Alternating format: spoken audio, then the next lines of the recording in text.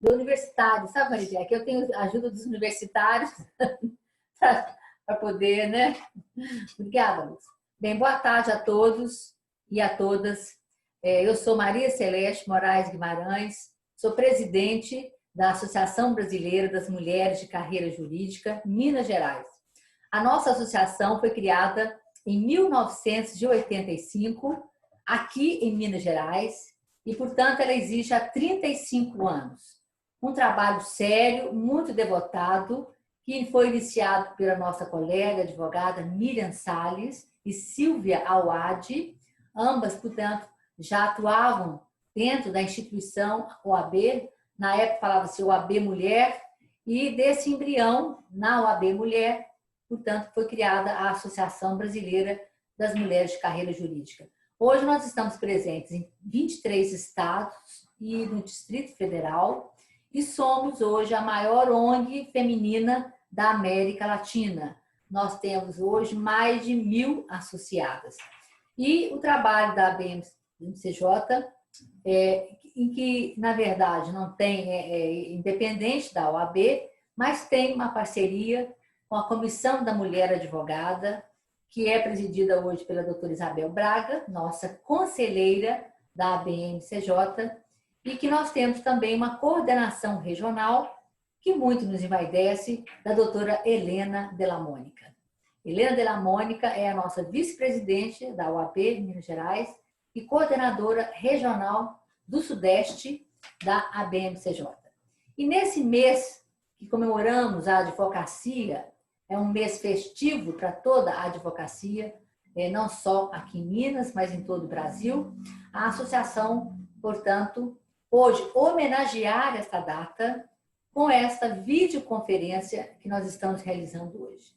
Não poderíamos homenagear a advocacia de uma maneira tão profícua, tão elegante e tão disseminadora de conhecimento, trazendo aqui a nossa querida professora, doutora Maria Tereza Fonseca Dias. A professora Maria Tereza Fonseca Dias vai tratar de um tema da maior relevância em tempos de pandemia, que é exatamente o equilíbrio econômico-financeiro dos contratos administrativos em tempo de Covid-19.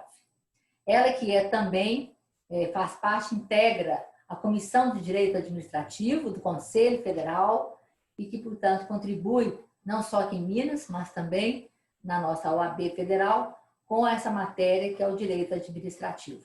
Ao lado da professora Maria Tereza Dias, nós temos como mediadora a professora doutora também Luciana Moraes Raso Sardinha Pinto, também nossa colega associada da BMCJ.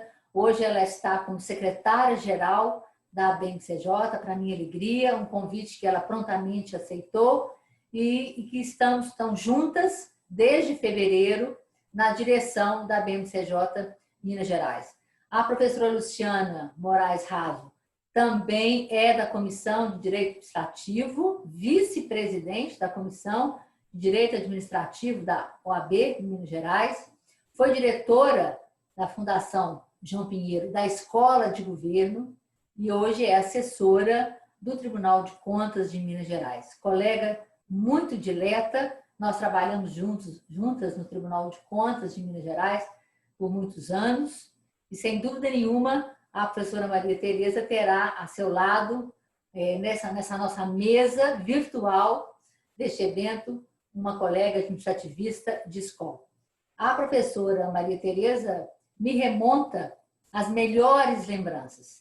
Tenho pela professora Maria Tereza uma infinda admiração, porque quando fui cursar o doutorado lá na Faculdade de Direito da UFMG, não me esqueço e não me esquecerei, e ninguém, portanto, é capaz de esquecer das aulas de Miraci, professora Miraci Gusti, e a professora Maria Tereza estava sempre conosco, também lecionando uma das disciplinas que mais encanta a todos, não só nós, alunos e estudiosos, que é a história do direito. Foi um período profícuo da minha vida, me marcou enormemente, e não bastasse a competência, a inteligência da Maria Tereza, mas a fidalguia, o trato ameno, né? Que sempre encantou aos seus alunos. Eu tenho certeza que a didática é maravilhosa que ela tem, estudiosa como é, né? A simpatia que ela irradia. Eu tenho certeza que todos aqueles que estão nos acompanhando e aquelas vão se encantar com eu, aluna, sempre sua aluna, viu, professora Maria Tereza? Sempre sua aluna. Das lições que nós não esqueceremos lá da Faculdade de Direito da UFMG. Por isso, eu passo a palavra. Nós estamos, inclusive, recebendo mais participantes, isso é muito bom para nós. E fico feliz porque, certamente, essa nossa videoconferência também será gravada e disponibilizada depois para aqueles que possam apreciar e obter, com certeza, um conhecimento, uma informação que certamente não será melhor ilustrada do que com a professora Maria Tereza. Com a palavra, muito obrigada pela sua presença, viu? A BMCJ está orgulhosa de tê-la entre nós. Um grande beijo. Obrigada. Bom, primeiro eu queria fazer um agradecimento, né, depois de uma apresentação assim, tão carinhosa da professora Celeste. Queria agradecer à associação pelo convite que me foi formulado, tanto pela professora Maria Celeste quanto pela minha querida amiga e colega administrativista Luciana. Queria dizer que eu acho que a gente não pode deixar de pautar a questão do papel da mulher na sociedade, né? Então, a associação acho que cumpre um papel muito relevante. A gente sabe como que as carreiras jurídicas, elas ainda são muito masculinizadas, né? Muito ainda protagonizadas, né? Não querendo fazer aqui nenhum tipo de oposição, né?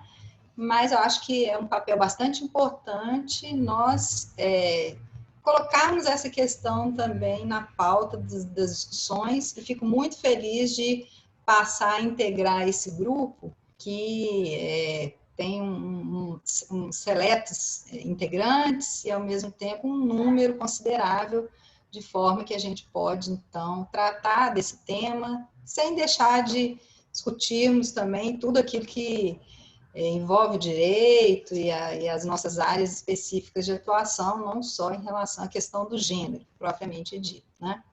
Então, faço esse agradecimento aqui introdutório, e quero dizer que esse tema, ele é um tema bastante complexo, ele é um tema bem difícil, assim, de ser tratado, a questão do equilíbrio econômico-financeiro dos contratos na pandemia, né? De maneira, eu acho que se aqueles que nos acompanham aqui nesse webinar saírem com mais dúvidas do que respostas, saibam que isso é decorrente não só do tema, mas do momento mesmo que a gente está vivendo, em que, quando você está diante de uma pandemia, algo sem precedentes, cujos impactos a gente sequer consegue antever, né? O efeito que isso vai ter em vários campos do direito é enorme, né? Então, nós vamos tentar trazer aqui algumas pinceladas, algumas ideias mais gerais, enfim, eu vou tentar fazer um panorama, um quadro, né? Para que a gente levante o debate aí, tenho certeza que a Luciana vai ter também aí muitas questões para a gente poder tratar, né? Então, Celeste, eu queria agradecer muito e poder estar com você aqui nessa oportunidade, para mim, é uma honra, é uma alegria, é uma oportunidade também da gente discutir o tema. Eu queria começar dizendo, já dando sequência a essa introdução que eu coloquei, que quando a gente vai falar de equilíbrio econômico-financeiro dos contratos, o primeiro ponto que vai ser colocado é justamente a dificuldade de identificação e mensuração do desequilíbrio. Porque se a gente está falando de necessidade de reequilíbrio econômico-financeiro dos contratos, então a primeira coisa que viria seria justamente como identificar. Isso vai ser uma dificuldade, porque, enfim, primeiro porque a gente tem um regime jurídico de contratos administrativos na legislação brasileira bastante complexo, com leis que tratam de maneira diferente o equilíbrio econômico-financeiro do contrato. A 8666 vai tratar de uma forma, a Lei Geral das Concessões, as PPPs, né, vai falar de outra maneira de fazer o reequilíbrio, sobretudo em razão da questão da alocação dos riscos. em que cada modelo contratual vai trazer. A professora Luciana sabe bem dessa dificuldade, dessa pluralidade do regime. Então, esse seria o primeiro ponto, né? Como é que a gente vai conseguir mensurar esse desequilíbrio? Eu acho que ele é importante ressaltar aqui. O segundo momento, a segunda questão, eu acho, é a situação sui generis mesmo da pandemia, como eu já havia introduzido aqui, né? Então, justamente pela dificuldade de mensuração, a dificuldade de mensuração, ela decorre exatamente do impacto diferente que ela vai causar em cada tipo de contrato. Eu vou pegar como exemplo aqui o contrato de concessão, só para os nossos acompanhantes entenderem onde eu quero chegar aqui. Imagine, por exemplo, um contrato de concessão, longo prazo, contratos de 20, 30 anos, em que eles estão em fases diferentes de execução. Então, eu posso ter um contrato de concessão que começou agora. Então, o impacto da pandemia pode estar relacionado com a dificuldade de iniciar as atividades do contrato, sendo que esse contratado talvez sequer tenha sido ainda remunerado, ou parcamente remunerado, quer dizer, ele não fez ainda grandes investimentos, ele ainda não tem montantes a receber de maior monta, de maior valor, né? E a gente já tem contrato de concessão que está no final, que a contratada, inclusive, já recebeu, o contrato foi executado com equilíbrio, né? E aquelas hipóteses em que a empresa investiu, né? Está ali esperando conseguir um reequilíbrio e, no entanto, cai exatamente no momento da pandemia em que os impactos vão agravar ainda mais a situação econômica desse contrato, né? Se você pensar, por exemplo, rodovias pedagiadas, se a gente está falando de uma concessão rodoviária, de rodovias, né? A diminuição do tráfego, a diminuição do pedágio, isso vai causar um impacto efetivamente bastante significativo se essa empresa já investiu e se ela não tem ainda o retorno econômico. Então, esse é um segundo ponto, né? Em que medida a pandemia vai afetar diferentes setores? Porque ainda tem um revés nessa história. Pode ser que a pandemia tenha causado benefícios a alguns setores, né? Então, a gente nem estaria falando de uma situação de desequilíbrio, né? De maneira em que as regras eventuais de reequilíbrio econômico nós não iríamos aplicar sobre esse raciocínio, né?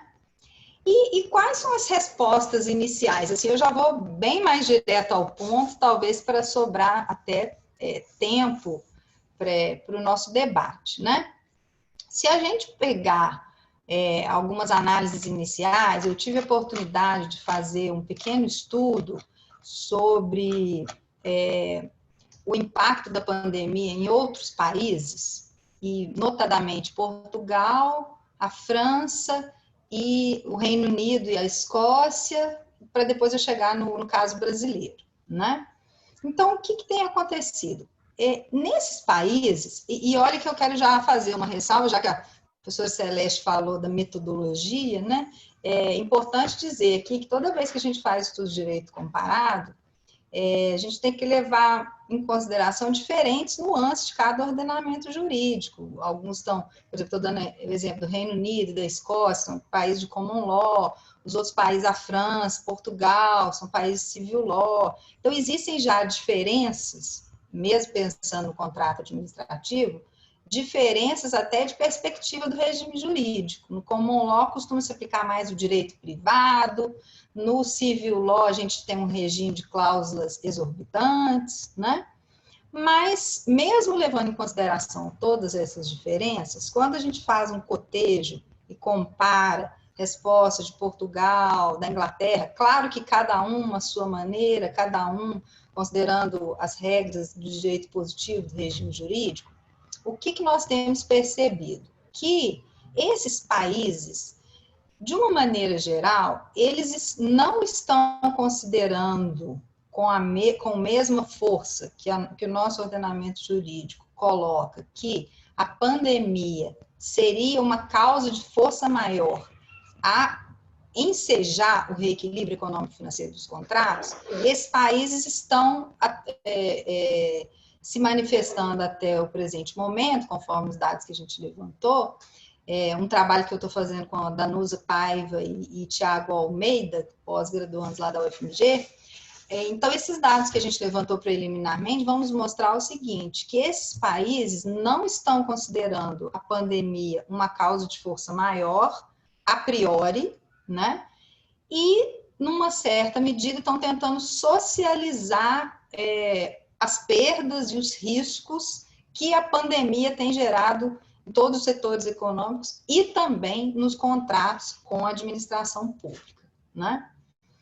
E no caso Brasil, então esses países, eu estou dizendo socializar a questão dos desafios econômicos, dos prejuízos, etc., porque ao não considerar como causa de força maior, a rigor e por princípio, ou em todas as hipóteses e situações, significa que cada caso vai ter que ser avaliado praticamente individualmente para verificar se efetivamente a Covid vai ter causado algum impacto naquele respectivo contrato, né?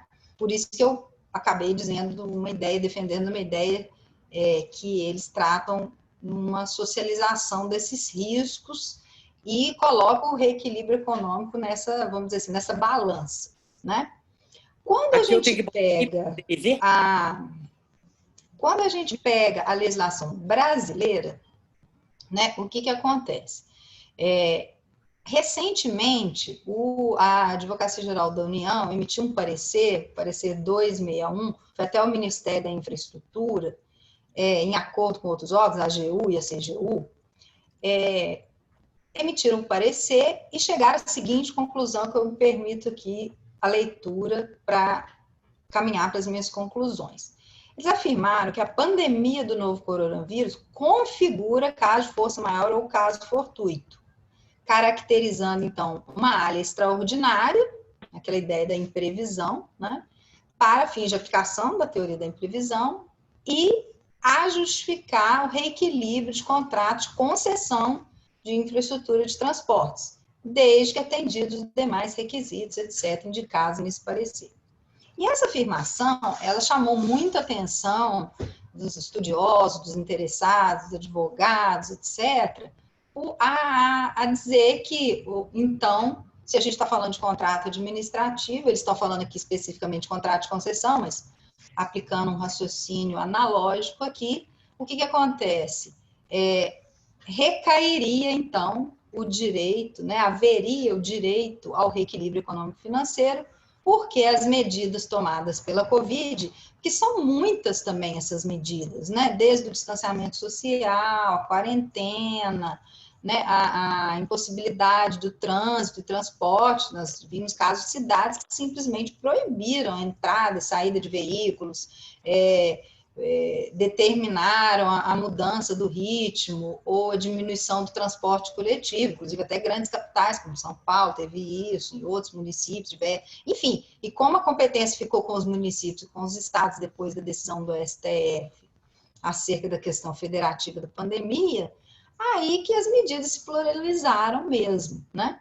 Mas esse parecer da AGU, ele foi muito festejado porque ele parecia já dar uma resposta definitiva que a pandemia e as medidas com ela, né, mais as medidas a elas relacionadas propriamente à pandemia, ensejariam necessariamente o reequilíbrio econômico-financeiro dos contratos administrativos por se tratar de caso de força maior e caso fortuito, etc. E que atrairia a aplicação da teoria da imprevisão. Mas o parecer da AGU, ele coloca algumas ressalvas, né? Eu até tive a oportunidade de acompanhar uma conferência dos procuradores que emitiram o parecer, eles disseram, olha, chamou muita atenção essa parte do parecer, que foi essa justamente que eu li, mas tem uma outra parte dizendo que tem que levar em consideração cada contrato. Nós vamos ter que analisar as cláusulas contratuais, nós vamos ter que verificar qual efetivamente foi o impacto da pandemia no respectivo contrato, que é aquilo que eu estava dizendo, cada contrato, né, se pensar na concessão, tem a sua, foi por isso até que eu dei o exemplo da concessão, tem o seu momento respectivo, de maneira que a gente não vai poder generalizar essa resposta para todo e qualquer contrato administrativo, né? Então, mas de toda sorte, né, a gente pode ver que tem uma diferença entre as respostas que estão sendo dadas no direito estrangeiro e no direito brasileiro.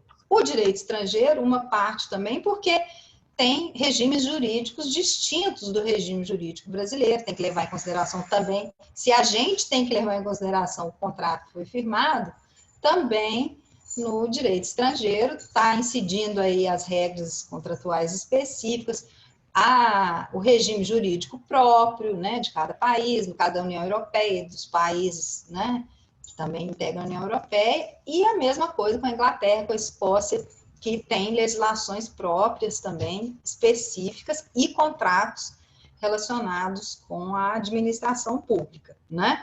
Mas o fato é que, pelo menos a rigor e a princípio, a gente pode falar nessa diferença inicial nos países estrangeiros de socialização de risco, e aqui uma tendência de assunção de risco pela administração, considerando a pandemia da Covid-19, né?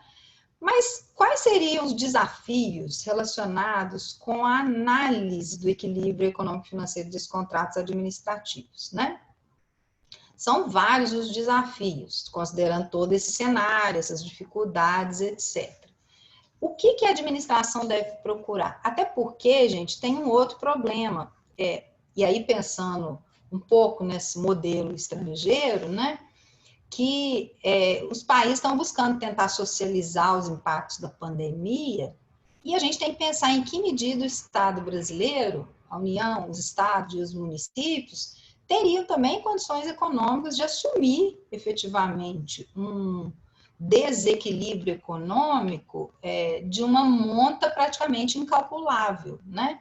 O Estado vai ter condições de fazer esse reequilíbrio, caso seja admitido que todos os contratados terão direito à mesma forma de execução daquele contrato, tal como ele foi firmado, né? É um desafio muito grande, porque a legislação nossa, efetivamente, ela não dá muitas respostas, né?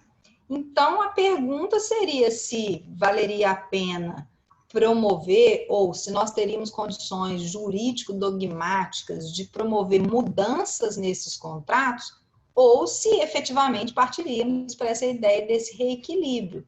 Mas reequilíbrio em que bases? Naquelas em que o contrato foi efetivamente firmado, ou já considerando os impactos econômicos relacionados com isso, né? E nesse sentido tem até o projeto de lei que foi apresentado, o PL 2139, pelo senador Anastasia, né? No sentido de tentar justamente equacionar. Ele propôs um projeto de lei para o período da pandemia, depois, se for o caso, a gente pode aprofundar um pouquinho nessas propostas, mas a ideia geral do projeto de lei é justamente equacionar todas essas dificuldades que a gente está enfrentando aqui nesse período da pandemia. Então, os desafios seriam esses, né? Para onde que a coisa deve andar? Para uma mudança contratual ou para o reequilíbrio, né? E, por outro lado, se a administração resolve ou pretender socializar o risco, ao invés de promover o reequilíbrio econômico, isso também não poderia gerar um efeito na questão das empresas, né? Porque justamente nesses momentos de crise, o Estado muitas vezes pode assumir um papel protagonista, né? Um papel de incentivo, um papel de utilizar os recursos públicos justamente para tentar reverter essa situação da crise, né? Uma espécie de um New Deal aí, se a gente pensar do ponto de vista histórico, né? Porque já se relaciona essa pandemia lá com a queda da Bolsa de 29, que seria o fenômeno mais próximo, assim, em termos de crise econômica sem precedentes, etc., né? Então, o Estado poderia fazer esse papel, e aí, nesse caso, o reequilíbrio teria um papel importante, até no sentido de financiar a continuidade das atividades das empresas, né? Então, efetivamente, é um conflito aqui, né? E um outro problema, até o projeto do professor Anastasia também tenta, vamos dizer assim, atacar nessa frente, é o que acontece? A gente tem uma dificuldade de estabelecer um diálogo muito claro, franco e com instrumentos dentro dos contratos administrativos, né? O que vai acontecer é falta de processualização desse diálogo, porque as partes, nesse momento, deveriam ter oportunidade de conversar mais sobre os problemas que elas estão enfrentando. Ó, no meu contrato aqui, o problema está sendo justamente esse. Eu estou executando uma obra, mas eu não estou conseguindo receber os materiais para executar, piso, cimento, eu não estou conseguindo dar andamento ao cronograma. Então, nós vamos ter que repactuar aqui, às vezes até sem impacto econômico, mas até com impacto econômico, que é a nossa preocupação maior, né? Então, isso teria que ter uma condição de um diálogo mais aberto e tal. E o problema nosso, hoje, que eu vejo, pegando mais os contratos da Lei 8666, é uma dificuldade de processualizar esse diálogo. A lei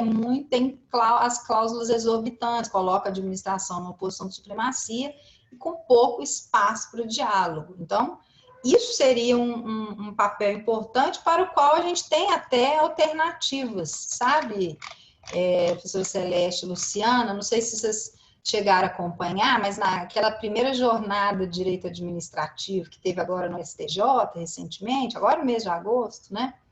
Construiu um enunciado lá, enunciado número 10, que fala que em contratos administrativos decorrentes de licitações da 8666, é facultado a administração propor aditivo para alterar a cláusula de resolução de conflitos entre as partes, incluindo métodos alternativos ao Poder Judiciário, como mediação, arbitragem, que imaginem, gente, aí o nosso grupo aí de mulheres das carreiras jurídicas e os que estão nos acompanhando aí, se tudo isso for desembocar no Poder Judiciário, né? Vai ser uma pós-pandemia judicial, porque, né, como é que ele vai conseguir equacionar todos esses interesses, enfim, esses efeitos? Eu acho que isso tinha que ser efetivamente evitado, né? Então, se a gente cruzar essa ideia e o projeto do professor Anastasia também vai nesse sentido de tentar construir aí um diálogo entre as partes, que eu acho que é um problema mais sério, né? E para finalizar a minha exposição, né, eu já estou aqui no meu tempo, concluindo, um outro problema que eu vejo em relação a essa questão do reequilíbrio é o papel do controle, né, da administração pública, sobretudo controle externo. Eu falei aqui do Poder Judiciário, que ele efetivamente pode vir a ser provocado, né? Mas os demais, como é que vai ficar essa questão do controle, né? Diante da questão do reequilíbrio? Porque se a gente acabar entendendo que, e eu tendo a entender dessa maneira, gente, é preciso flexibilizar um pouco mais essas normas diante da pandemia, para a gente poder equacionar cada contrato de acordo com o seu contexto específico, né? Então, se a gente cai num campo de uma maior flexibilização das relações contratuais, do reequilíbrio, da prorrogação, às vezes você pode prorrogar um prazo até para além daquelas previsões da 8666, enfim, promover o reequilíbrio, readequar o objeto, que é algo que a Lei 8666 costuma não aceitar muito, por exemplo, prever alternativas de subcontratação, para poder equacionar problemas, né? Não era permitido subcontratação, mas a gente vai permitir para o contrato poder ser executado e o reequilíbrio ser feito de uma maneira que a gente consiga concluir o contrato. Enfim, se a gente acaba indo para uma maior flexibilização, né? Eu tenho um certo receio, e acho que a Luciana pode falar um pouco sobre isso, né? Um certo receio de qual vai ser o papel dos órgãos de controle diante dessa maior flexibilidade ou dos desafios que o gestor vai estar diante. Porque eu acho, gente, que até não é nem uma questão tão jurídica. Obviamente, nós estamos analisando aqui os aspectos jurídicos. Mas os efeitos práticos, eles vão ser tamanhos que os gestores vão ter que manejar os problemas decorrentes de cada um desses contratos administrativos. E eu tenho um certo receio de que o controle vindo a posteriori, né, uma ideia meio que de um engenheiro de obra pronta e tudo, ele possa ter uma visão mais punitiva e querer justamente punir ou responsabilizar esse gestor por ter tomado medidas um pouco fora dos parâmetros que a legislação inicialmente tratou, né? Então, isso acabar gerando ou um certo apagão das canetas, enfim, né? Então, para não estender, para a gente poder fazer o debate, enfim, eventualmente até abrir para perguntas aí da audiência, eu encerro aqui minhas primeiras colocações, eu diria, sobre o tema, né? E me coloco à disposição para a gente poder fazer o debate aí com todos vocês presentes e a própria Luciana, né? Vamos ver se a Luciana não vai me pegar aqui, né, Luciana? Obrigada pela atenção, pela oportunidade. Maria Tereza, né, foram ótimas as suas colocações, mas inicialmente eu gostaria de dar uma palavra a todos que estão aqui presentes.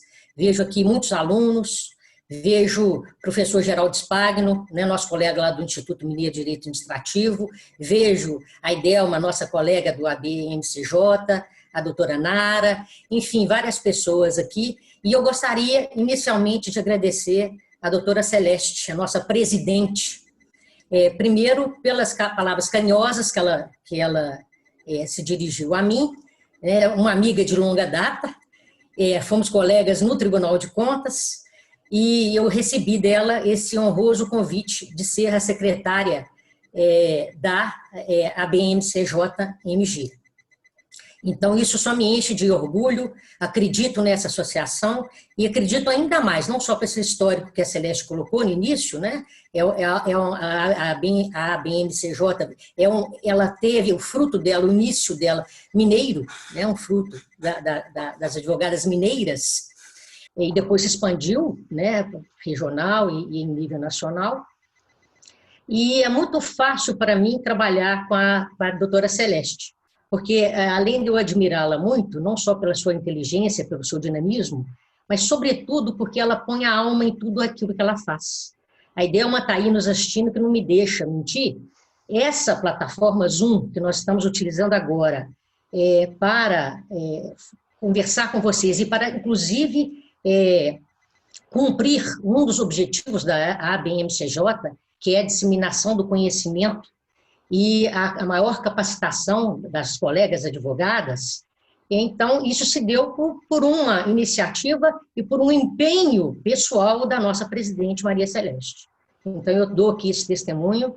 Essa plataforma Zoom nos ajuda muito, porque ela nos ajuda a não ter interrupções. Então, as pessoas que estão ouvindo, por exemplo, a grande exposição da professora Maria Tereza, né, não tem esse problema de interrupção. Então, isso nós devemos a você, nossa presidente, Maria Celeste, muito obrigada, e espero, como secretária-geral da ABMCJ, poder corresponder, né, às suas expectativas quanto ao meu trabalho na ABMCJ.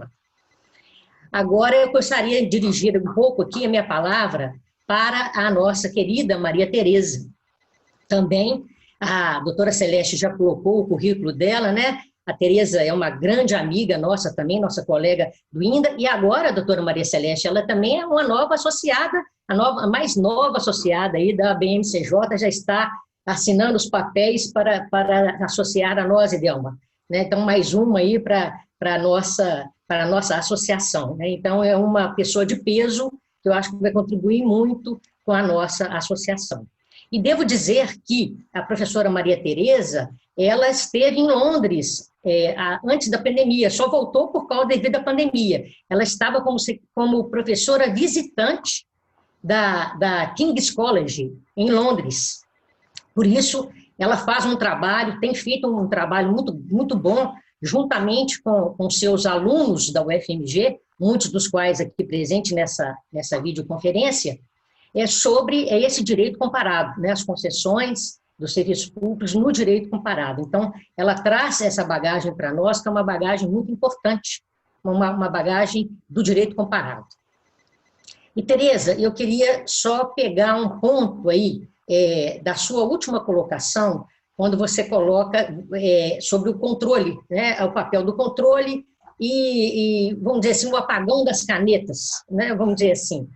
Eu, como servidora do Tribunal de Contas, né, que milito no controle, no caso, no controle externo, nós temos verificado que realmente, como você mesma colocou na sua introdução, haverá essa necessidade desse diálogo, haverá, claro. Mas o que eu chamo a atenção? Chamo a atenção para que nós temos que ter um cuidado com relação a essa, como você mesma colocou, dessa flexibilização. E a LINDB, eu sei que ela vai ser muito utilizada, vai ter que ser muito utilizada, principalmente pós a pandemia. Os assuntos já começam a surgir agora, mas principalmente depois. Nós preocupamos, sim, Tereza, com alguma coisa que você colocou aí, muito bem colocado, o controle vai ter que ser concomitante, ele tem que ser célere, justamente para poder não ficar com aquela imagem da visão do retrovisor, de você só, como você falou aí, né, da obra acabada. Mas, por outro lado, nós não podemos também fechar os olhos para as competências constitucionais dos órgãos de controle. Quando a LINDB ela foi editada, fruto, inclusive, de um trabalho de grandes juristas administrativistas, como você também acompanhou, mas é preciso que nós do controle temos que vestir a carapuça, certo? No sentido de que muitas vezes cometemos alguns excessos, mas ao mesmo tempo nós não podemos gerar uma insegurança jurídica ou mesmo uma ineficiência e nem ficarmos pensando que o administrador vai ser sempre o bonzinho e teve sempre a boa intenção. Logicamente que em muitos casos, a maioria dos casos, ele tem boa intenção, mas a própria imprensa já noticia para nós, nesses tempos de pandemia, quando devia ser vamos dizer assim, um rigor nesses gastos públicos, nós verificamos muitas vezes que havia uma diferença muito grande entre os estados. Estados comprando o mesmo equipamento com preços totalmente diferentes. Então, isso é uma coisa que eu acho que a gente tem que... É algo que eu já até falei no congresso que teve sobre contratações públicas na própria UFMG, na Faculdade de Direito da UFMG, e que repito agora. Não é que, que o controle não tenha que verificar o caso concreto. Tem que verificar, sim, e tem que motivar as suas decisões, claro. Mas nós também... É uma linha tênue, Tereza. Sabe, depois eu até queria ouvi-la sobre isso. É uma linha tênue que tem que ser realmente observada para que, como diz a nossa querida professora Raquel Urbano, para que o remédio que foi dado ao doente não seja tão grande que venha a matá-lo. Então, é algo que a gente tem que ter vamos dizer assim, essa ponderação. E aí, Tereza, eu noto também, eu reconheço que o Tribunal de Contas já em algumas oportunidades já tem utilizado a jurisprudência com base na LINDB. E aqui eu chamo a atenção para uma recente decisão do ministro Benjamin Zimmerler, em que ele falava lá, né, do princípio da realidade, em que ele estava analisando um caso de um pregão eletrônico, e aí ele perguntou aquela famosa frase, né, o que eu faria se estivesse no lugar dessa pessoa? E deixou de apenar, naquela oportunidade, tendo em vista o caso concreto, né, ali aquela atitude naquele momento. Então, eu queria ouvi-la depois sobre isso, né, essa é uma preocupação do controle, é uma preocupação que nós estamos tendo, e como você colocou muito bem na sua fala final aí, essa flexibilização, ela precisa ser olhada de forma, tem que ser olhada, claro, nós temos que verificar o que está acontecendo, mas de uma forma muito prudente, para que não cause o oposto do que a LINDB queria, que a LINDB quer, a segurança jurídica e a eficiência.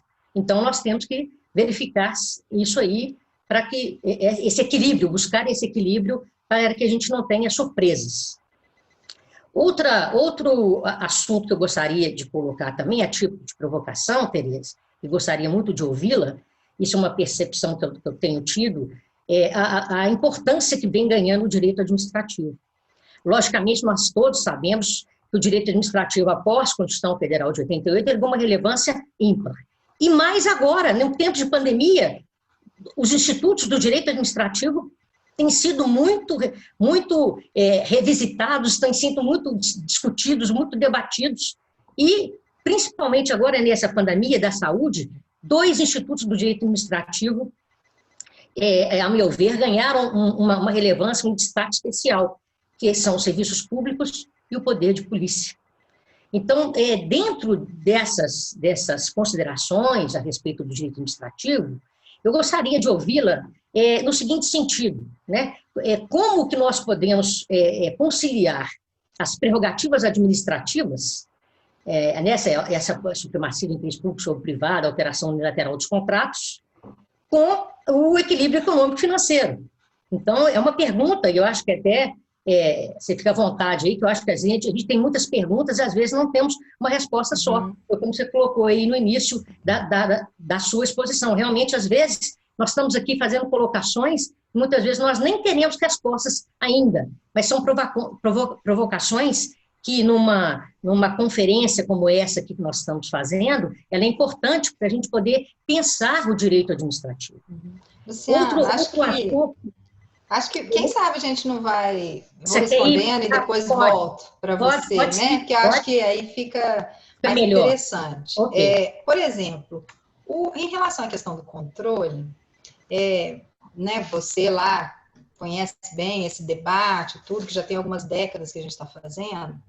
Eu digo algumas décadas, porque desde a proposta da reforma administrativa, do final dos anos 90, do século passado, né, já se discutia muito aquela noção do controle por resultados, né? E o problema, no caso dos contratos, né, eu diria assim, do direito administrativo em geral, mas já que nós estamos tratando de equilíbrio econômico-financeiro do contrato, a legislação de contratos administrativos, né? E aí eu estou pensando muito no modelo da 8666, talvez o modelo da lei das estatais tenha avançado um pouquinho, mas ele ainda é um pouco tímido, no sentido de mudar um pouco o formalismo, a processualização e aquele viés documentarista, eu poderia chamar assim, da legislação de compras públicas. Porque essa legislação ela tem uma preocupação muito maior com o procedimento, com a passo a passo, a documentação, inclusive com, às vezes, até excesso de exigências, do que propriamente com o resultado dessa contratação. Olá, amigo, como você bem levantou, Luciana, a LINDB, a Lei de Introdução ao Direito Brasileiro, com as alterações que foram feitas nas normas de direito público, eu acho que elas dão um certo influxo em algo que já vinha sendo discutido há muito tempo, né? Que quando for ser feito o controle, quando o controle for ser realizado, ele tem que levar em consideração o contexto do decisor, daquele que tomou a decisão, é o primado da realidade, né? Quais eram as condições dadas para aquele gestor quando ele tomou a decisão, né? Sobre que contexto, sobre que situações específicas, né? As decisões foram efetivamente tomadas. Então, eu acho que, de fato, assim, a proposta para esse modelo de controle seria uma tentativa de controle de resultados, né? E não o controle processual. Então, eu acho que a LINDB, ela dá vamos dizer assim, um passo para esse controle de resultados, como você mesma aí ilustrou, com decisões, e o Tribunal de Contas de Minas Gerais, eu tenho acompanhado um pouco essa jurisprudência também, tem feito esse dever de casa, né, de entender o que está acontecendo em matéria de controle, evitando os excessos, né, porque eu acho que a LINDB nada mais foi, até nós já discutimos isso em outra oportunidade, né, do que uma certa reação a um excesso de controle. Então, quanto ao controle, que eu teria que dizer é isso, né, seria assim, mudar o viés ou preparar as equipes, fazer a formação, etc., para entender, sobretudo na pandemia, eu acho que é o controle de uma maneira geral, mas sobretudo nos contratos referentes à pandemia, considerar os resultados obtidos e o primado da realidade, para que o gestor não, de fato, ele não... Hoje, mas a insegurança ainda é grande, né, Luciana? Esse que é o problema. O decisor está hoje aqui e com um modelo de controle que ele não sabe o que vai acontecer no futuro. Eu tenho visto muitos gestores, de fato, assim, bastante ansiosos, porque o que vai ser, o que vai acontecer no futuro com as decisões tomadas agora, ainda mais se levar em consideração, assim, que ainda não tem normas técnicas da pandemia, qual que é o medicamento que faz ou não faz efeito, aí você comprou um medicamento que não faz efeito, mas aí ainda não tinha uma pesquisa suficiente para poder fazer essa avaliação. Então, enfim, o gestor, de fato, ele tem que ser bastante cauteloso, né? fala-se até da aplicação do princípio da precaução e da prevenção. Ele tem que tomar as decisões para evitar o maior dano possível. E quanto a isso, ele vai ser, de fato, poderá vir a ser controlado, né? Mas eu vejo uma relação de muita insegurança, né? Tereza, se me permite, Pois não, né? fica à Eu vontade. acho que vai ser muito importante para o gestor a motivação. O princípio da motivação ganha aí vamos dizer assim, um vigor muito grande, porque hoje a gente sabe que nós estamos em pandemia. Daqui a um tempo, a gente não vai saber, né? Então, quer dizer, e como você está falando aí, o gestor colocar, olha, eu estou utilizando esse medicamento A, B ou C, porque até então é o que nós estamos tentando. Ninguém tem uma resposta só. Então, acho que quanto mais for transparente a decisão desse gestor, quanto maior for essa motivação, quanto maior detalhes ele colocar nas suas decisões, eu acho que vai facilitar para ele tomar as decisões. Uhum. Agora, em relação à sua segunda questão, Luciana, eu acho que ela tem um aspecto interessante, a questão da unilateralidade e do reequilíbrio, né? Que eu vinha falando isso, a questão do diálogo entre as partes, no contrato, etc. Eu acho que, do ponto de vista jurídico, merece aqui nós tentarmos fazer uma análise do microsistema jurídico, sabe? Em compras públicas, em contratações. É deixar de ver 8666, pregão, RDC, concessões e PPPs, né? E a gente poder fazer um cotejo dessas normas de contratação pública para gerar uma maior condição de revisão desses contratos, por uma questão de pura necessidade, não é questão de querer burlar a legislação. Vamos flexibilizar aqui e reduzir a unilateralidade, né? Eu acho que as novas leis, inclusive as leis de contratação pública da Covid, né, da lei da Covid, elas colocaram prerrogativas novas para a administração. Por exemplo, contratar ter que aceitar 50% do valor do contrato unilateralmente, etc. Então, assegura, de fato, quer dizer, lidar com os dois conjuntos de situação. É a administração ter os poderes necessários para atuar visando fazer frente à pandemia e as consequências dessa pandemia, a unilateralidade. Não, tem institutos que voltaram aqui com força da requisição, que era coisa de livro de direito administrativo, né? Agora elas estão aqui com força total, né? Mas, ao mesmo tempo, é preciso repensar aquela rigidez estrutural do ponto de vista da impossibilidade de diálogo, da impossibilidade de acordos de vontades, né? Naquilo que uma análise de sistema jurídico ajuda a resolver. Então, a gente não foge da legalidade, né? Mas a gente flexibiliza um pouco a leitura da 8666 em alguns aspectos, considerando até ganhos de compartilhamento de risco, enfim, de redesenho de contrato que outras legislações permitem, né? Então, eu acho que a saída talvez seria, do ponto de vista, né, do princípio da legalidade até, né, uma forma de resolver e fazer isso que eu estou chamando de flexibilizar, né? Beleza. Por até necessidade. No mesmo projeto, né, que você citou aí do senador Anastasia, ele coloca, né, em 2 artigos lá, se não me engano, o artigo 10º, o artigo 11º, a respeito da mediação, da arbitragem, que eu acho que vai ser realmente a saída, né, para essa enxurrada, vamos dizer assim. E eu me lembro da Vanice Lírio do Vale, né, dizendo que a preocupação dela é o day after. Ou seja, né, depois dessa pandemia, o que vai surgir de demandas, né? Eu acho até que o projeto, alguns autores têm apresentado, né, enfim, comentários, sugestões para a reformulação do projeto de lei do professor Anastasia, mas eu acho interessante porque ele coloca, ele tenta trazer para o projeto de lei justamente essas perplexidades que a gente está levantando aqui.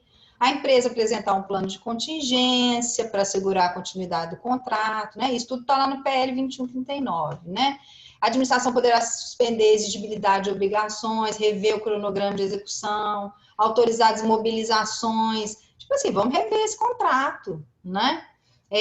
Diminuir um pouco os critérios de avaliação de desempenho, de valor, de índices, por exemplo, né? De resultado que esses contratos têm, né? De repente postergar pagamento de encargos para essas empresas, né? Ampliar prazos para recompor o equilíbrio, isso na verdade já é bastante aceito na legislação de concessões, né? Permitir rescisão amigável mediante indenização, etc. Então, mudar tarifa, aditar o contrato. Então, eu acho que assim, isso que ele traz nada mais é do que, enfim, nos mostrar que é preciso. Na verdade, olha que paradoxo, né? Eu preciso colocar num projeto de lei, numa lei, já que fez a proposta, né? Eu acho que talvez essa lei venha tratar do DFT mesmo, né? Mas, assim, é uma preocupação de colocar na lei, de repente, aquilo que eu estou dizendo que já seria possível se a gente fizesse um cotejo de todas essas legislações. Mas aí, nesse sentido, o projeto pode ser bem salutar, porque aí, pelo menos, ele autoriza o gestor, quer dizer, aquele nosso apego à legalidade, né? Dá mais segurança, né, Dá Tereza? mais Maior segurança segurança. e tudo. Mas aí, quando é que o projeto vem, sabe? Então, Pois ele está lá em discussão. Não teve ainda, até as últimas levantamentos que eu fiz, ele não tinha tido emenda. A tramitação dele ainda está lenta. O Congresso também está mais lento ainda, até pela Tereza, e o próprio, que você até mencionou aí também, o próprio projeto de lei do Estatuto das Licitações e Contratos, que quantos anos está tramitando no Congresso Nacional, o próprio projeto a gente verifica que ele também não atenderia vamos dizer assim, o que nós estamos vivendo hoje. Então, é algo para nós, administrativistas, pensarmos nesse projeto de lei também, que está tramitando, que ainda é um projeto também, já está há anos lá, né? Refletir sobre isso, são coisas importantes. Até tem avanços, né? Como o projeto está passando por várias comissões, discussão, etc., eu tive acesso aqui ao último substitutivo dele, do PL 1292, de 95, ele até conseguiu acrescer um pouco, pelo menos naquela parte dos meios alternativos de resolução de controvérsias. Ele está lá a partir do artigo 150, eu penso, gente, 150, olha o tamanho que vai ser essa lei, né, de licitações. A partir do artigo 150, ele coloca a possibilidade de arbitragem, mediação, comitês de resolução de disputas, né, o que se chama, né, o Board Dispute Commission, lá para solucionar conflitos, que vem até da experiência americana. Então, assim, nesse aspecto, o projeto avança, mas eu acho que o diagnóstico que nós temos feito, na maioria dos administrativistas, aquele evento lá na Faculdade de Direito mostrou um pouco isso, né? Um certo ceticismo em relação a esse novo projeto de lei, que ao invés de avançar efetivamente em alguns problemas, né, enfim, soluções, ele tenta tão somente harmonizar essa legislação, né? Concatenar essas mudanças que foram ocorrendo com várias leis, vamos dizer assim, juntar tudo numa lei só, sem mudar um pouco a estratégia das contratações públicas, que é essa lei, muito detalhada, muito procedimentalizada, muito documental, né? Então, nesse aspecto, eu concordo com você, a gente ainda está engatinhando muito, o projeto poderia avançar mais. E talvez, eu não sei, a depender da tramitação, e aí isso vai depender, obviamente, de discussões políticas, né?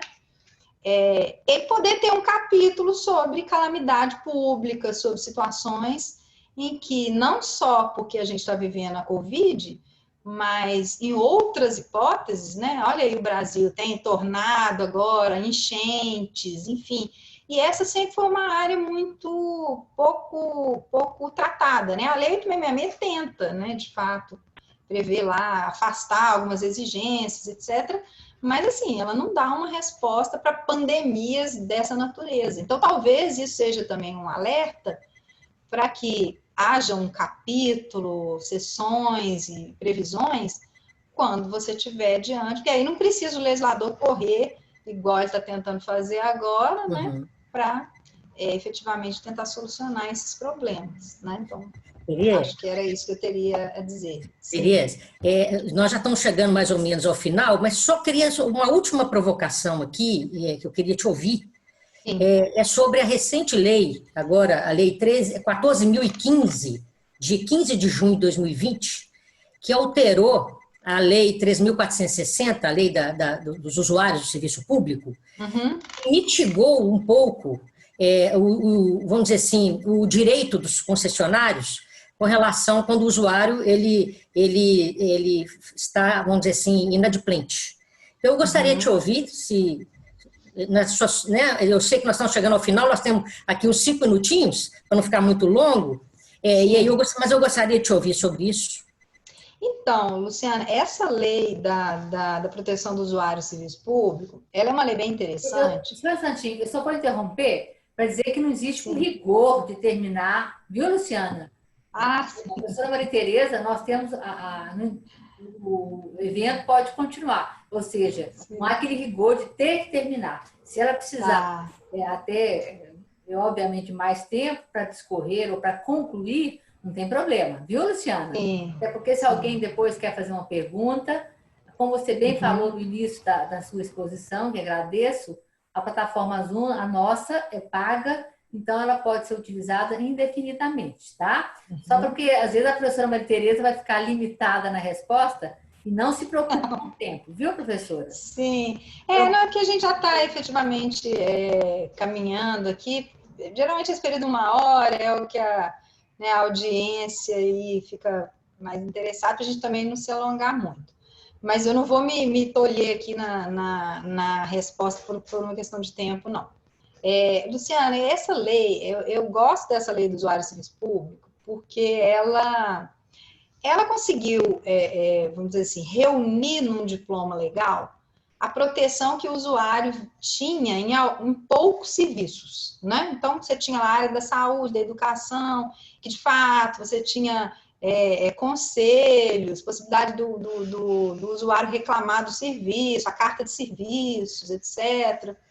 Então, acho que é uma lei interessante, né? Ela precisa avançar, vamos dizer assim, para alcançar de fato todos os serviços, proteger o usuário. E essa discussão do inadimplemento do usuário é uma discussão que já vem do STJ, né? Nós já tínhamos, por causa da Lei Geral de Concessões, né? As hipóteses em que o inadimplemento do usuário não poderia ensejar a interrupção do contrato, né? Então, se a gente vê a Lei Geral de Concessões, que trata do serviço público, numa maneira, o dispositivo lá, o artigo 6º, etc., vai dizer que se o usuário estiver inadimplente, o serviço poderá ser interrompido, né, como regra geral. E aí depois o STJ enfrentou ali algum debate ou outro sobre, por exemplo, interrupção do serviço de água, interrupção do serviço de energia elétrica, né, que são serviços de caráter essencial. E em algumas situações, não em todas, ele pendeu para o usuário, no sentido de que, dependendo da condição daquele usuário, imagina uma pessoa que vive sobre um aparelho, né, respirador, que é ligado à energia elétrica, ele tiver a interrupção desse serviço, vai ser a interrupção da vida. Em algumas situações, o STJ diz que mesmo o inadimplemento não poderia ensejar a interrupção. Mas essa não foi a regra geral, não. Inclusive, ela tem lá uma jurisprudência dizendo assim, o município inadimplente com serviço de energia elétrica, que é uma coisa que a professora Celeste entende bastante, mesmo o município inadimplente, ele poderia ter o serviço interrompido, né? Deixando ali o funcionamento em hospital, escola, ponto, né? Essa jurisprudência foi se consolidando no STJ. Então, vem essa lei de proteção do usuário e coloca lá, né, Luciano, novos benefícios, que ele não vai poder, por exemplo, não vai poder cortar o serviço na sexta-feira, para não pegar o fim de semana, né? e mesmo em caso de inadimplemento, então esse usuário ganhou, de fato, benefícios com essa lei. E aí vem mais um problema para nós aqui no tema da palestra, né, no tema do webinar, que é o equilíbrio econômico financeiro do contrato. Por quê? E aqueles contratos que são regidos exclusivamente pagos, né, melhor dizendo, pela tarifa que é quitada pelo usuário, o inadimplemento de um número maior de usuários pode, de fato, inviabilizar a prestação daqueles serviços. Não foi à toa que a Lei Geral de Concessões, ela previu que o inadimplemento poderia ensejar a interrupção, né? Então, essa lei, eu acho que ela tempera um pouco. Ela ainda não deixa o usuário inadimplente receber, de fato, determinados serviços. Ela ameniza, né? Agora, o grande problema que a gente vai estar vivendo, gente, é que a pandemia gerou problemas de caráter econômico no país, uma crise sem precedentes, o desemprego também, né? Então, enfim, a gente está vivendo uma situação em que a tendência da inadimplência é só crescer. Então, aí talvez o Estado vai ter que efetivamente implementar políticas públicas de atenção ao usuário nesses serviços essenciais, ao invés de simplesmente prever a interrupção do serviço, corte, né, do serviço pelo inadimplemento. Então, enfim, né, os próximos passos dessa questão vão colocar em conflito as partes do contrato de concessão, aquele tripé, que é o Estado, o concessionário, que é o contratado, e o usuário desse serviço, que também tem seus direitos fundamentais que precisam ser preservados, direito a acesso à água, saneamento, energia elétrica, entre outros, né, serviços de caráter essencial, que, em geral, são prestados por concessionários remunerados pela tarifa paga pelos usuários de serviço público. Então, Luciano, eu acho que, em que pese essa amenização, né, eu acho que a legislação ainda está tendendo ao concessionário e ao setor público, de maneira que, para proteger mais o usuário, vão ter que ser implementadas políticas públicas que já existem, mas que talvez deverão ser recrudescidas, né? Eu acho que essas seriam as minhas considerações, sem me tolher aqui no tempo para responder. Não tenha dúvida, é isso mesmo que você falou, porque é justamente no ponto do equilíbrio econômico e financeiro, porque, como você falou, se há um número muito grande de usuários que não quitam a tarifa, né, isso pode ter consequências também para o concessionário. E, ao mesmo tempo, se é um usuário de alguma serviço de saúde que depende, por exemplo, de uma energia, um aparelho que depende de energia, não pode ser cortado assim também. Então, é uma questão difícil mesmo, né? Sempre voltamos a essa linha tênue, né? Nesse equilíbrio que a gente tem que procurar, né? Entre os direitos individuais e os direitos, né, dos concessionários aí, no caso. Aí, Luciana, só para finalizar a minha fala e, vamos dizer assim, passar depois para o encerramento aí, eu diria que, na verdade, assim, nesse período da pandemia, Covid-19, todos os atores são responsáveis pelas respostas que a gente tem que dar à pandemia, né? Então, é o Estado, é o cidadão, é o concessionário, né? É o usuário desse serviço, enfim, o setor econômico. Nós vamos ter que encontrar aí um meio termo, de maneira que todas as partes colaborem para que a gente supere esse período da pandemia, que é uma responsabilidade de toda a sociedade, do Estado e até de organismos internacionais, porque a pandemia ela tem um caráter global, né? De maneira que essa matéria do reequilíbrio aí, ela ainda vai estar no nosso cenário, e provavelmente a associação vai ter que fazer ainda novas discussões para a Socialete, para a gente poder dar conta, de fato, de responder esse problema jurídico aí, sem precedentes, né? Então, eu encerro, agradeço, né? Coloco à disposição, enfim, depois a gente poder voltar nessa discussão. Professora Luciana, pergunte à audiência, o professor Geraldo Espanha está até aplaudindo. Alguém da audiência não quer fazer alguma pergunta? Quer fazer alguma questão, Geraldo? Faz uma colocação sua. Claro, sempre. Não posso perder a E o Geraldo tem uma experiência muito grande, né, Geraldo? Pela BH Trans. Isso.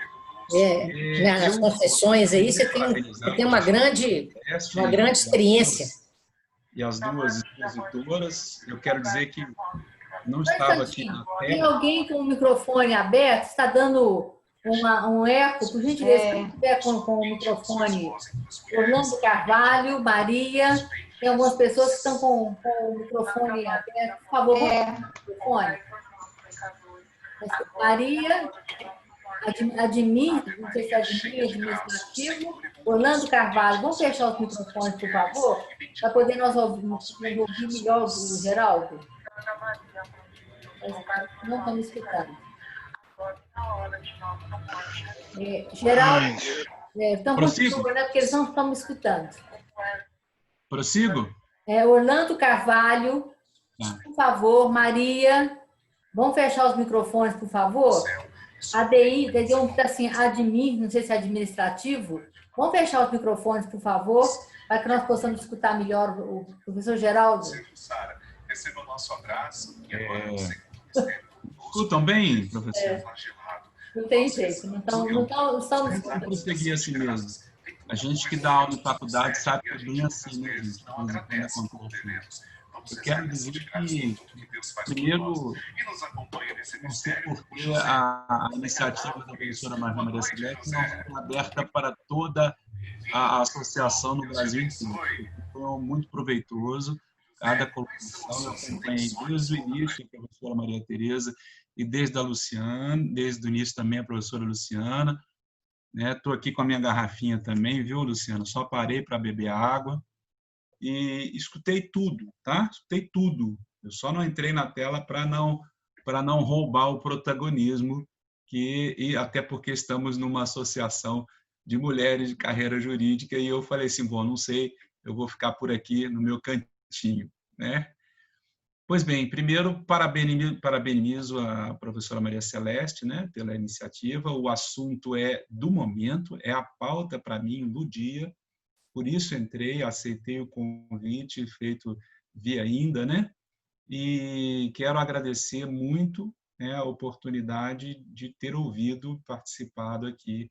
E eu tenho, sim, 2 questionamentos. Não sei se é permitido fazer 2, não sei se tem limitação de tempo, e aí ou de regra do debate, mas eu queria que as colegas pontuassem 2 questões. Uma delas é exatamente assim, existe uma tendência muito entre os juristas, né, entre os autores do direito administrativo, de propagarmos uma administração mais dialógica, né, que busque não só a arbitragem, mas outras formas de encontrar aí uma solução amigável. E eu tenho percebido que existe muito medo. Eu não assisto só a BH Trans, eu também tenho algumas vezes assistências, eu não sou impedido de assistir outras administrações municipais, e os gestores têm muito medo pelo princípio da indisponibilidade, né? Então, muitos deles falam comigo, olha, isso aí eu prefiro que alguém judicialize, porque eu não vou encarar isso não, porque depois nem a Lindb vai me salvar de uma caneta mais rigorosa no julgamento da minha escolha de tentar negociar uma saída que viabilize, né, um remédio, como foi dito aqui, que seja menos problemático, né, e que traga efetiva cura e não mais dor e até morte, né? Então, essa é uma questão que eu gostaria que vocês pudessem falar. Qual que é, né, vamos dizer, a medida? Qual que é a métrica que nós vamos propor? Precisamos de mais leis? Precisamos de mais encontros do STJ para dizer, né, que o caminho dialógico é trilhável sem riscos, principalmente para o gestor que percorre esse caminho? Essa é uma pergunta. A segunda questão, e aí é de ordem mais prática, já que alguém, não me lembro quem agora, bem no final, alguém falou, bom, vamos examinar então os microsistemas, né? Porque a doutora Maria Tereza começou com um relato aí de sua pesquisa com os alunos, no direito comparado, de ver quais foram as reações, né, do common law, do civil law, e de como os países estão enfrentando, alguns aceitando, compartilhar, né, o chamado caso fortuito, né, e a força maior, melhor dizendo, a força maior, mas a regra no Brasil é bem diferente. E no Brasil nós temos alguns problemas, porque nós temos um país que tem, embora não é nem trocadilho, não, mas ele também é endêmico, né? É uma democracia que tem os seus problemas, do ponto de vista das várias esferas de atuação. Vou dar um exemplo concreto, que tem a ver com o transporte coletivo, já que a professora Luciana lembrou disso. Aqui no estado de Minas Gerais, por decreto, o governador criou um comitê deliberativo para a pandemia. E esse comitê começou a usar a caneta assim, aceleradamente.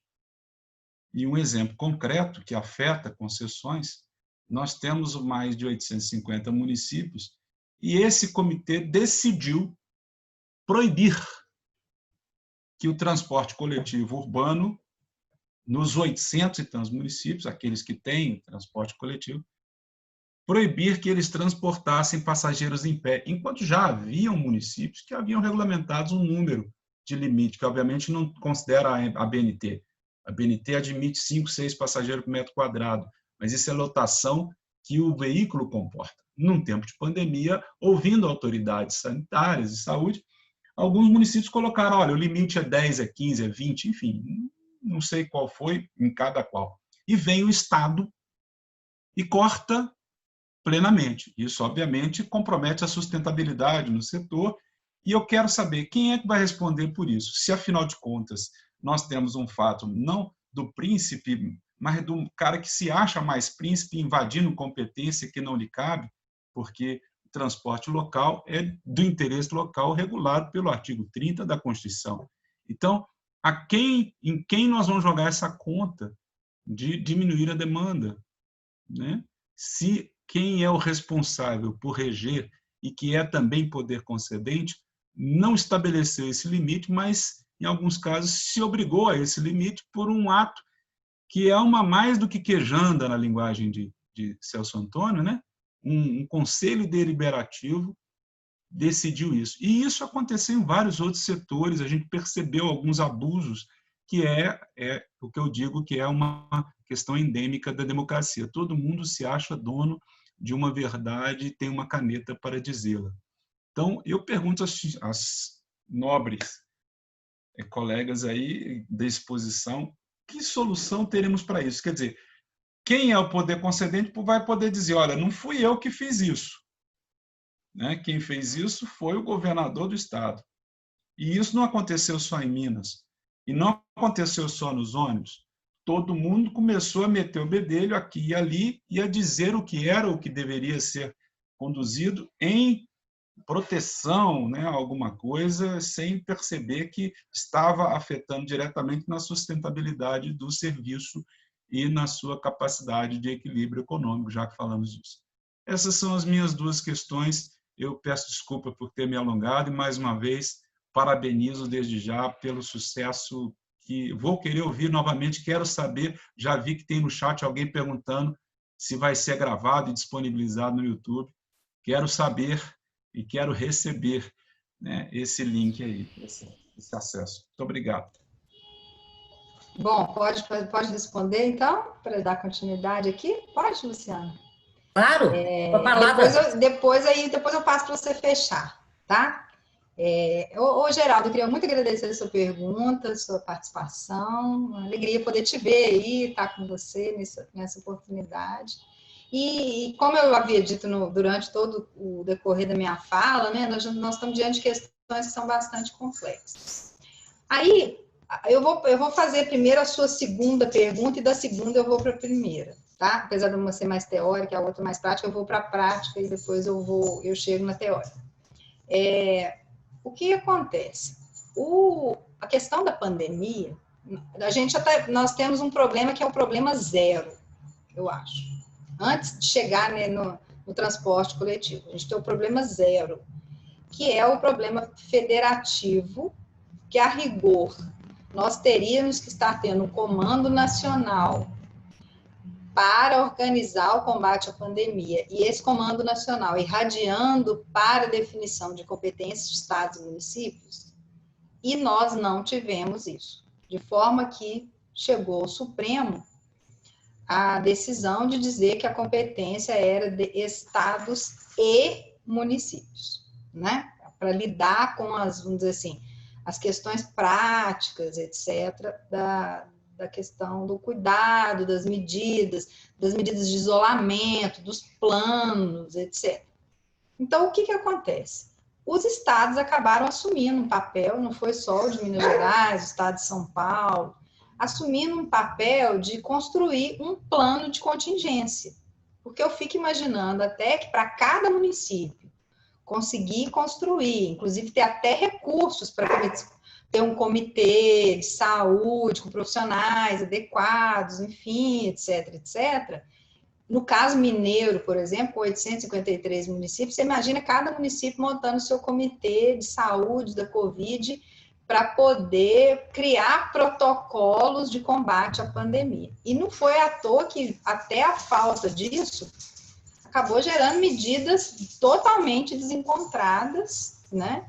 E a gente vai ter que lidar com essas medidas desencontradas no que diz respeito a essa pergunta que você acabou de fazer, né? O Estado falando uma coisa, o município outra, ou então o Estado supostamente invadindo a competência do município, né? E aí há que se perguntar se ele está invadindo efetivamente a competência do município. Eu concordo que a competência em matéria de transporte coletivo urbano municipal está claro na Constituição, no artigo 30, que é a competência do município, mas como lidar com um problema que não é só municipal, que transcende a própria esfera do município, né? Não estou nem defendendo aqui as medidas tomadas por estados A, B, a medida X ou a medida Y, né? Eu estou tentando fazer um raciocínio que seria...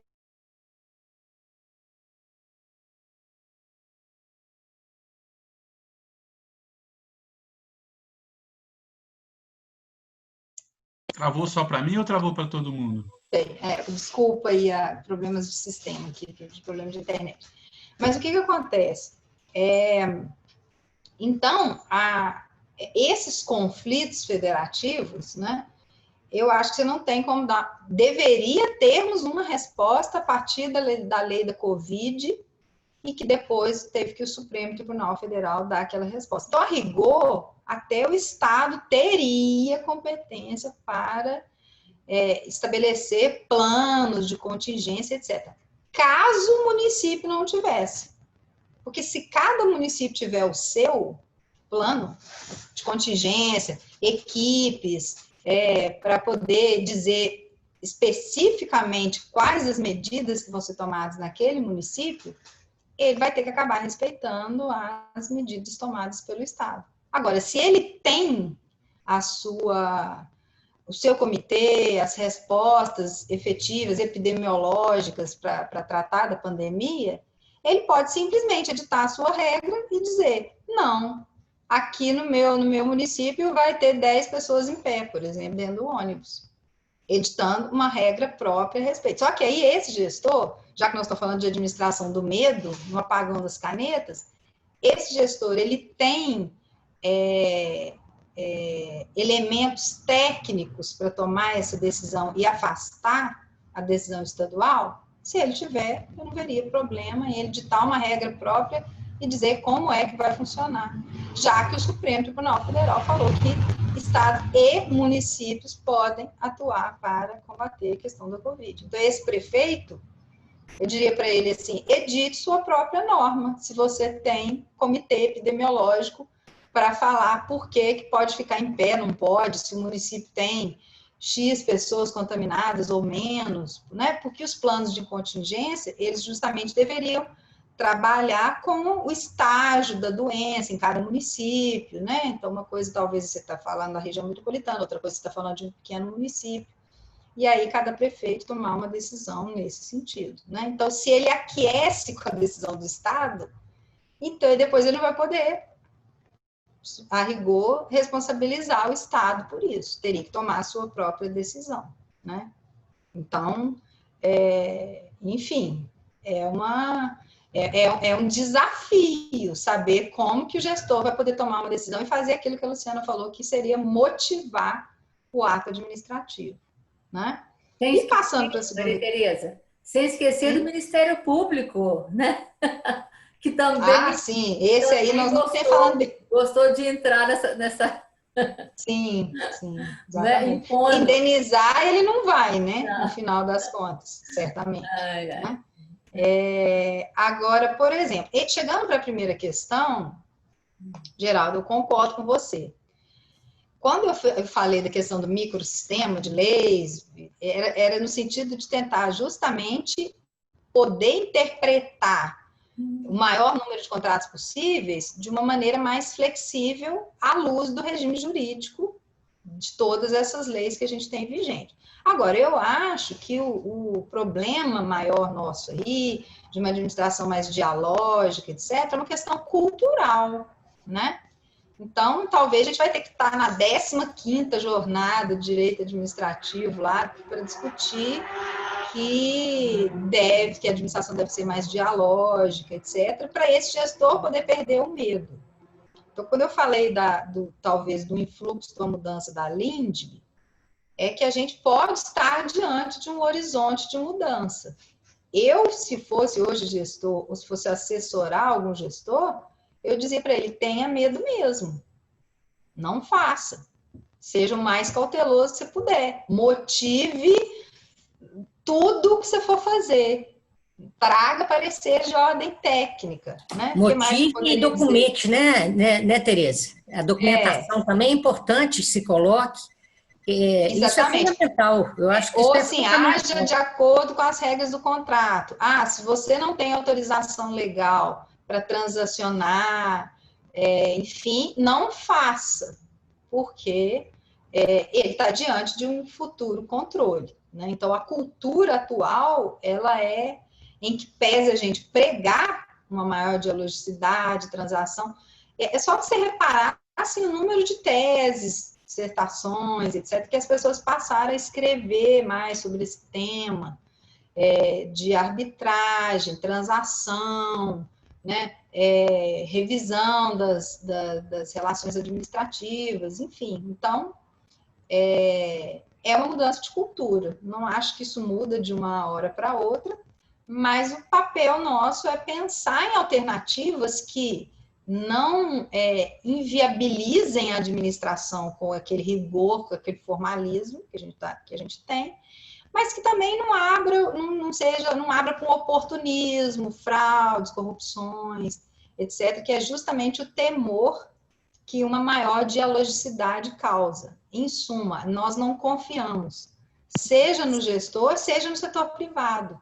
Nós não confiamos nos atores. Então, como é que a gente vai assimilar com maior amplitude essa possibilidade de dialogicidade, transação, etc. Então, gera um ceticismo mesmo. Eu pediria a palavra, Luciana, porque a doutora Nara Ferraz, que é nossa conselheira da nossa BMCJ, ela está aqui desde o início, nos ouvindo.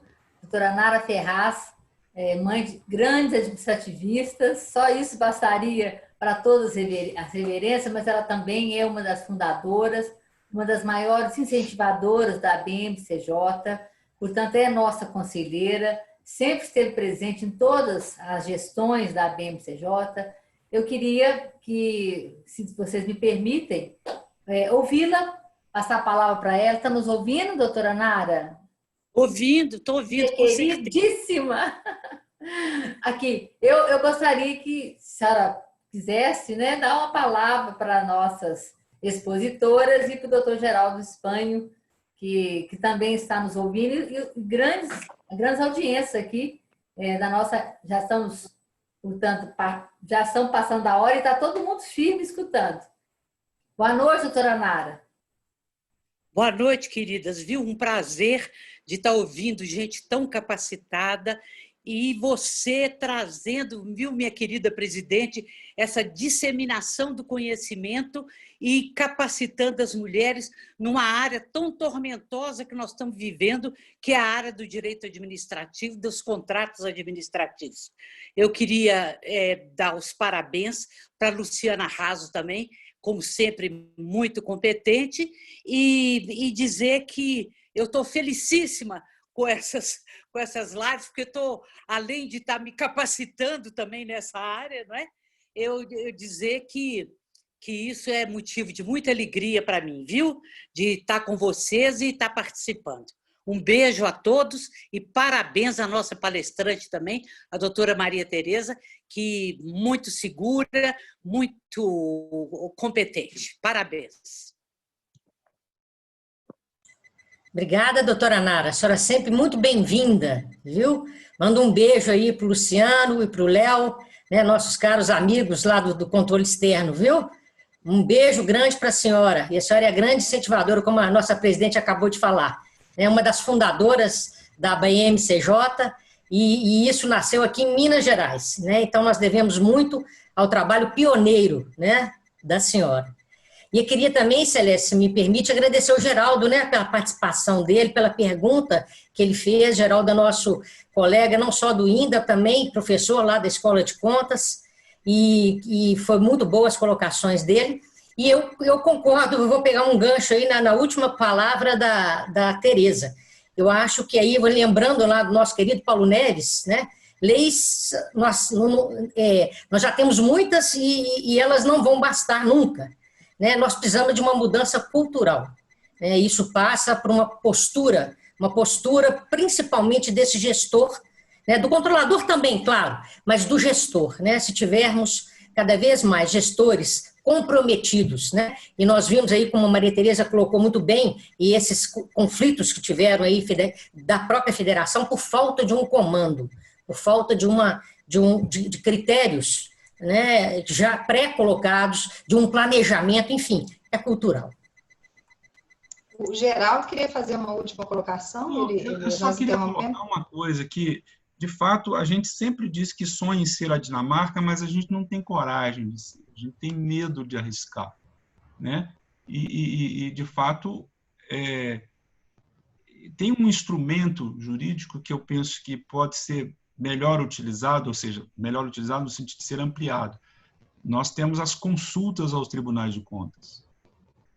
E eu acho que a gente devia colocar o Ministério Público junto nesse troço também, sabe? Assim, para que, quer dizer, por que nós podemos fazer dialógico em contratos grandes de concessão? A Maria Tereza deu exemplo de rodovias, esses contratos caros, a gente tinha que envolver o Ministério Público. A gente tem que envolver os tribunais de contas. Olha, nós estamos pensando em sentar e fazer isso. O que vocês acham de fazer isso?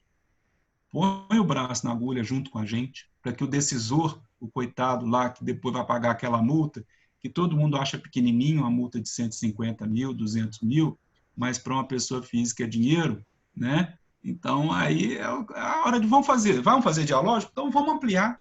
Vamos fazer a consulta, não só para o TC, mas também para o MP, e botar todo mundo sentado. Vamos fazer isso.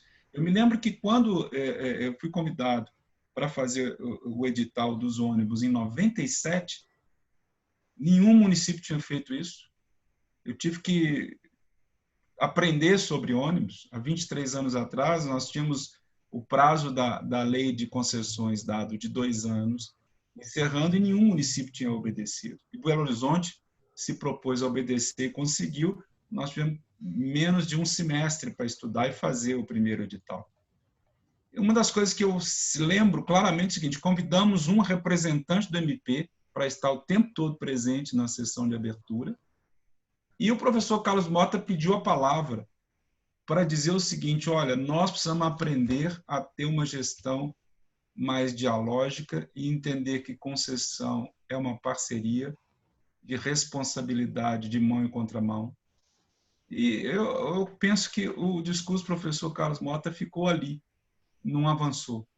Ele era um homem visionário, à frente do seu tempo, nós todos sabemos, mas É por aí. Eu acho que a gente tem que sonhar, talvez lá na 15ª jornada de direito administrativo, colocar isso. Olha, bota o MP e bota o TC também para quando a gente sentar no arbitramento ou no conversa, eles também assinarem juntos e concordem que isso não vai ser risco para quem tem a caneta sozinho.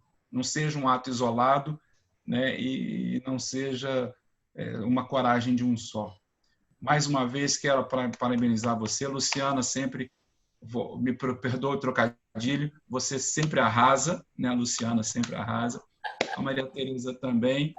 Tá? Vocês estão de parabéns, muito obrigado, aprendi muito. Obrigada. Eu vou pedir para quem for possível, todos liguem ou acionem seus vídeos para a foto que vai para o site, que vai para o Instagram, que vai para o nosso grupo de WhatsApp. Aqueles ou aqueles, né, que estiverem, por favor, vamos abrir os vídeos, por gentileza, doutora Nara, se puder, Adriano, Gabriela, né, Matheus, Camila, não sei se estão ainda aí, Aline, o Alisson, Maria, Márcia, se puderem abrir os vídeos para a gente poder fazer a nossa foto final, né, e para que nós possamos divulgar. E eu vejo, enquanto a Gabriela já está aí, o Alisson, o Edu, o Matheus Sena, a doutora Nara querida. Enquanto eu estou vendo o vídeo, eu fico feliz, tá, Maria Tereza? Porque a ABCJ acertou em cheio, porque o tema foi cativante, como disse a doutora Nara, atualíssimo, o próprio Geraldo também reconhece. Vamos continuar, porque a pandemia não acabou ainda, então nós vamos continuar trabalhando. E ainda mais agora, você, nossa associada, vamos continuar dispondo do seu rico tempo, da sua disponibilidade, viu, Maria Tereza? Isso nos engrandece muito, porque embora as pessoas estejam em casa, estejam trabalhando remotamente, diz a doutora Helena que tempo é vida. Você está doando um período da sua vida para nós. E saiba que foi muito valiosa essa sua contribuição. As nossas associadas agradecem a sua disponibilidade, a sua colaboração. A Márcia também já entrou, Adriano, vamos ver se mais alguém entra para a gente poder, então, fazer a nossa foto, vai aparecer, então, no nosso Instagram, no e-mail, né? Aline... Celeste, aí eu aproveito a oportunidade, então, para agradecer, né, poder estar discutindo com vocês, ver meus alunos aqui também junto comigo nesse webinar, a Luciana, o Geraldo. Foi uma alegria para mim. Estou à disposição para a gente aprofundar, trazer novos temas, né? E pedir a Nara para mandar um abraço aí para os meus queridos amigos, Leonardo Ferraz, Luciano Ferraz, professores, né? Também compartilho com a gente aqui os desafios do direito administrativo. Então, vamos tirar meu óculos. Então, nós vamos tirar a nossa foto, vamos lá, para que a gente possa fazer um registro desse dia. Aí. E agora, vamos abrir os microfones e vamos fazer uma salva de palmas para as nossas duas expositoras, para a professora Maria Tereza e para a professora Luciana. Vamos abrir os microfones, porque elas merecem. Né? Obrigada. Bacana, obrigada, gente. Aplaudi-las. E uma boa tarde, boa noite a todos. Obrigada, né? Boa noite a todos aí pela atenção. Obrigada pela participação, né, Geraldo? Tchau, tchau. Obrigada, doutora Nara. Beijo, doutora Nara. Meus alunos aí da escola. Um abraço, gente. Agora. Vou deixá-los, então. Tchau, tchau. Repassar o vídeo para a professora Maria Tereza, distribuir no YouTube, tá bem? Sim, farei isso. Luciana, um abraço. Parabéns. Obrigada, Luciana. Obrigada a você, presidente. Tchau. Tchau. Tchau, Tereza.